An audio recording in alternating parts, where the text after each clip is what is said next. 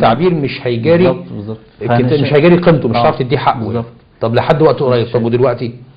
يعني بدأت ان انا اتجرأ شوية وان انا اكتب كده مشهد انا من وجهة نظري يعني شايف من معاك او فاكره؟ هي كانت قصيدة برضه انا حاسس ان هي لسه مفتوحة، اسمها شيء طبيعي. شيء طبيعي، اسمها شيء طبيعي.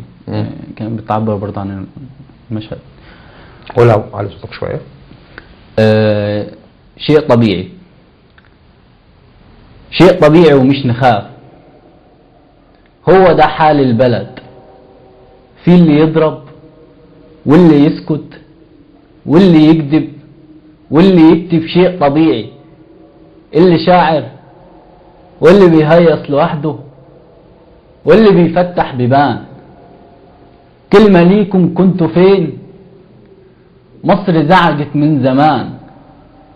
اللي بيقول لك دي ثورة واللي بيقول انقلاب واللي بيسبوا الشباب واللي بيكذب أخوه واللي طالع على السفارة ورجعوه واللي صلى في الميدان واللي واقف في الميدان وفي الديانة مختلف، النهاردة قالوا فتنة وبعدوه.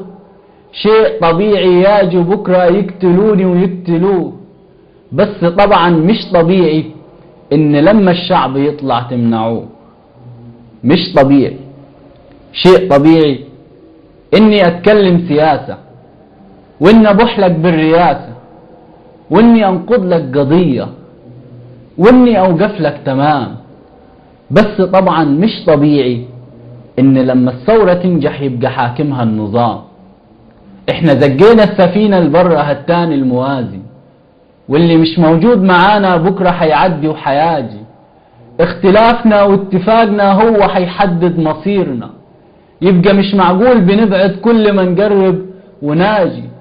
احنا زقينا السفينة ولسه ماشيين في الطريق، واللي مش موجود معانا واللي عالدفة غريق، واللي متلون بصوته واللي متداري في سكوته، بكرة حتجيبوا الحقيقة وبكرة يصفالوا الطريق. احنا زقينا السفينة واحنا حنكمل طريقنا، واحنا مش حنروح بيوتنا الا لما نشوف حقوقنا.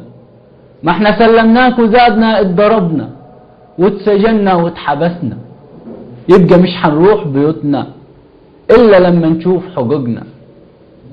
نداء الى الفلول يلي دمرتوا البلد واكلتوا خيرها، يلي دمرتوا البلد واكلتوا خيرها. البلد اتكلمت بتقول لكم هي قرفت منكم ما تشوفوا غيرها. يلي دمرتوا البلد واكلتوا خيرها، البلد اتكلمت بتقول لكم هي قرفت منكم ما تشوفوا غيرها. يلي ضيعتوا البلد بالسريالية وبدها دي الماركسية وتوجيهاتها، يلي ضيعتوا البلد بالسريالية وبدها دي الماركسية وتوجيهاتها، يلي بعتولنا البلد للصهاينة وللأمريكا ولليهود وأكلتوا زادها. البلد اتكلمت بتقول لكم هي قرفت منكم ما تشوفوا غيرها. هي قرفت منكم ما تشوفوا غيرها. انت لسه كاتبها قريب؟ يعني وختمتها بنت للفلول. يبقى لسه القصيدة مفتوحة. هي قصيدة مفتوحة لسه مش مكتملة. كاتب حاجة تانية للثورة؟ كاتب حاجة للبطل أحمد حرارة، حاجة اسمها أحمد يناير. أحمد يناير. أحمد يناير. طب نسمعها منك. هي قصيدة طبعا إهداء للبطل أحمد حرارة اللي هو فقد عينيه الاتنين في الثورة. طبعا يعني حاجة مستفزة جدا تخلي أي واحد يكتب شعر أو يعبر عن الموضوع. فأنا عبرت عنه بالقصيدة بصراحة، ده أقل ما يكون له تقديرا يعني. فتاريخ لازم يسجل يعني الأبطال دي، يعني لازم التاريخ يسجل مين أحمد حرارة. فأنا حبيت إن أنا أكتب على قد ما هو إحساسك، تعبر بإحساسك على البطل ده. فهي اسمها أحمد يناير. نقول كلنا مصر الأبية، كلنا أحمد يناير، جوا منه الشعب ساير، وفي شجاعته وفي الجسارة كلنا أحمد حرارة، كلنا أحمد حرارة، ماشي بيطفي السيجارة جوا عين الكايدين. احنا مش مستسلمين، احنا لسه الثورة عايشة في عود ولادنا، طرحهم أشعار وفكر، لسه قلب الثورة بكر، لسه عين الواد بتنزف قهر فكر. صفعة يلا يا فكر يحول، يلي مين قساك علينا، جاي بتضرب فينا يحول، كيف بتتجرأ علينا، لسه واقف على الحدود، ما انت سكنت اليهود وعشت لي عهد السلام، لسام وعيلته وامريكانه واسرائيل وصولجانه، والعرب صبحهم جيرانه، والخليج يلعب له سيجا ويتغلب له وينحني له. يا عرب اوعم تميلوا، يا أنظمة متنطعة ما انتيش غنية بزلتك ومانيش غني، يا أنظمة متنطعة ما انتيش غنية بزلتك ومانيش غني، بس افهمي لو يوم علي هتفتري أنا بنكرك وبجردك، وحجيب لك النيل يرفضك ويغرقك لجلا تموتي بحسرتك وما تفتريش. يا فكر طايش، يا فكر يعمى، لو كنت فاكر اني هش ومش هعيش، يبقى انت فرعون امتك، يبقى انت مش لازم تعيش. شكرا. يبقى انت فرعون امتك، يبقى انت مش لازم تعيش. اعزائي المشاهدين انتظرونا بعد الفاصل، راجعين تاني مع الشاعر الاسواني احمد الجميلي. انتظرونا بعد الفاصل، ما تغيروش القناة، راجعين تاني.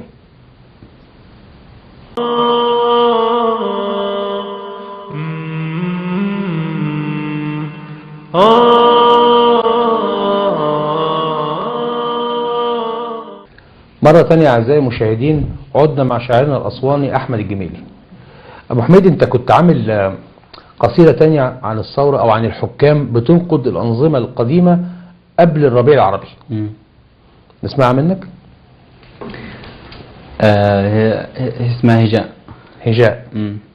يقول: يا حكام الأمة العربية اصغوا لصوتي واسمعوا، أنتم جموس هامل كما البهائم تخضع، إن البهائم ترعى وتألف ابنها، كيف ارتضيتم أن نهان وتضحكوا، وقفت جميع فئات مصر بأهلها، وهتافهم سقط النظام الأكذب، عانوا ولما استسلموا لكلامنا، لبسوا جنلات التنحي وانطوا، سقطت منافذ غيهم، فقرارنا كان الأحق وأصوب. ولأن الأمريكان دولة بحجم الظلم جوانا وعيشانا ونكرانا ومش حطانا في الخطة، لأن الوالي والحاكم صبح قطة، ولما بناجي نتكلم بيصلب كالعبيد فينا ويضربنا وينسانا. بقول حكامنا يتلموا ويقتلوا بعض بإيديهم وندفنهم في جبانة. وندفنهم في جبانة.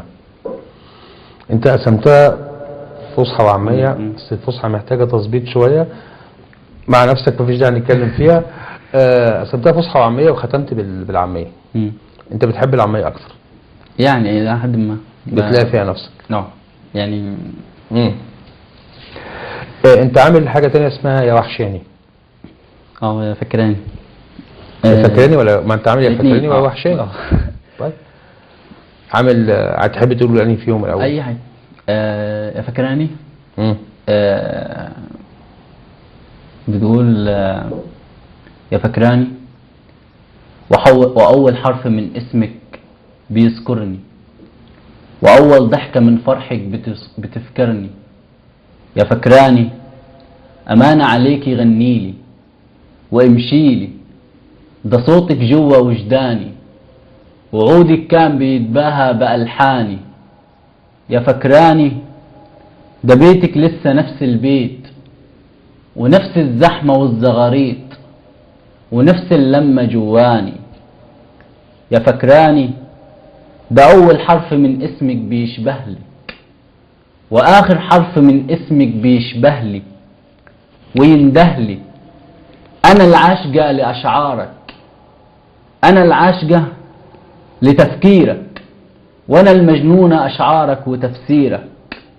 فاندهلي وأنا أجيلك ولما تحن، وأدار في جنوب نيلك ولما تحن هخضع لك. يا فكراني قساوة الناس ونسيانها وألم الدنيا ووجعها. يا فكراني قساوة الناس ونسيانها وألم الدنيا ووجعها، وصورة كل واد عاشق غدر بحبيبته وجرحها. يا فكراني قساوة الناس بتقتلني ويفضل اسمك المكنون بيذكرني. يا فكراني عيون الناس بتنساني ويفضل قلبك الطيب بيهواني. يا فكراني. يا فكراني. لا خش بعديها على طول بقى يا وحشاني عشان نشوف الفرق بين الاثنين ونتكلم معاهم مع بعض. ها. هي بتلف برضه في نفس الاطار، فبتقول ايه؟ عيونها الطيبين هي يا وحشاني 200 100، ده رقة قلبك الطيب واحساسك وصبرك كله كان ليا. ده عمرك من زمان وانتي عكفتي وخليتيه ليا. جمالك برضو كان ليا وتهريجك وتوهانك في الكتب ليا. ده ناسك كانوا يتمنوا يشوفوا عيالنا حوالينا، وبعد الشيبة ما تجيهم يلاقوا حد يونسهم ويملوا البيت بدوشتهم ويكبروا فوق أياديهم. أسافر قد ما بسافر، ألف بلاد وبتغرب، أشوف هندية وروسية، فلا الأيام تنسيني ولا بعدك هيبعدني. برغم إنك وحشتيني لحرجع لك يا سحراني بعينيك الطيبين دية. يا وحشاني 200 100. يا وحشاني 200 100.